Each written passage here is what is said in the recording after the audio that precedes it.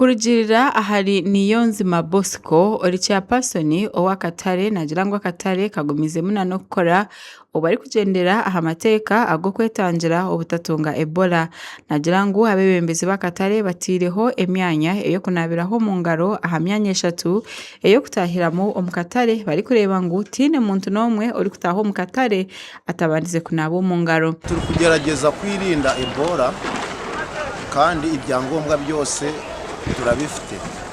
Buri gate twashizeho aho kunabira intoki deni bamara kunaba ukisiga na sanitizer. So gate nk'ukari 3 zose dufite abantu bari gukarabya abaje mu gatare.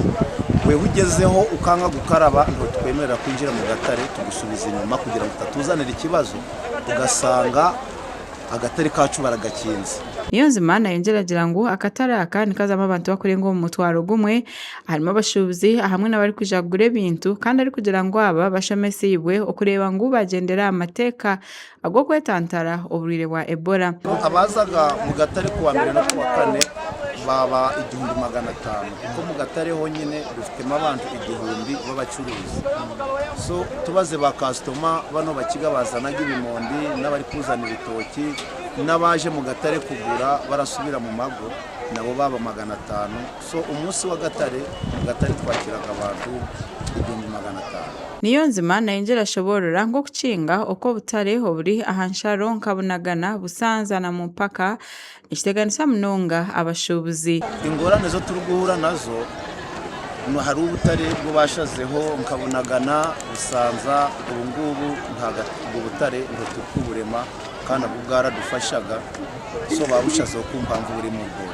Nyiramugisha Maclean uri kureberera ibyo kunaba omungaro omukatare nagira ngo nataho ageye gona okureba ngo umuntu yaza kutaho omukatare yabanza kunaba omungaro. Aha banjiriyeho kugira ngo nje kuma abantu bakinjira bamanjije bakoraba kugira ngo twirinde uburwayi bwa corona bwa Ebola.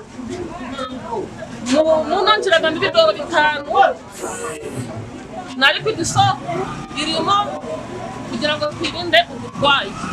Da muntu wese wafa kwinjira hano ku gate adakara bw'intoki. Ibyo bikiri aho Moses Mbabazi nyinji ori chairperson ow'akatare akarusinza nagira ngo nibatunga abantu bakwingana 10 ababurizoba nagira ngo akatare bayebembirwe abebembezi babo batire emyanya eyo kunabiraho omungaro. Angira ngo nkuko bana bivuze ngende rwo turi kugerageza kuzikoresha kuko bana bibonye ucinjira mu gate araho gukarara agasabune n'itapuro kumanza wakaraba intoki ukinjira mu gatare mu kandi ikindi cyashuje distance abantu kubireba ntabwo begeranye. Abashubuzi nibagira ngo nabo behire kureba ngo bagumane banabo mu ngaro kandi bareba ngo bagendera amateka ago kutangira okujanjara kwa Ebola. Tishikariza abantu nyaboneka baza baduteza imbere danku buturi gucuruza overalls ngurishaga overall n'ibyahi by'abana nyaboneka muze muduteza imbere mu namba 15 naha handi kwirinda kunarakomeje reba n'umuzindaro guru kunyuramo guru kubyira n'abantu gukaraba bya Ebola bagerageje kubirinda gete zose twasizeho amazi ukaraba abantu bari gukaraba kabe kugeza kumvikana ndakarabye gusubiza inyuma so ahandi ntabwo neza Rugambaho na nomuhezi wa RDC owa Kisoro Dan Ndikubwami nagira government ekaberagirire okugira ngo base kwemereza okwerunana kw'abantu binji na mnonga uko Obutare. Yes bashizo directives nanga bashiraho amategeko ayo gutamburiraho aho kugira ngo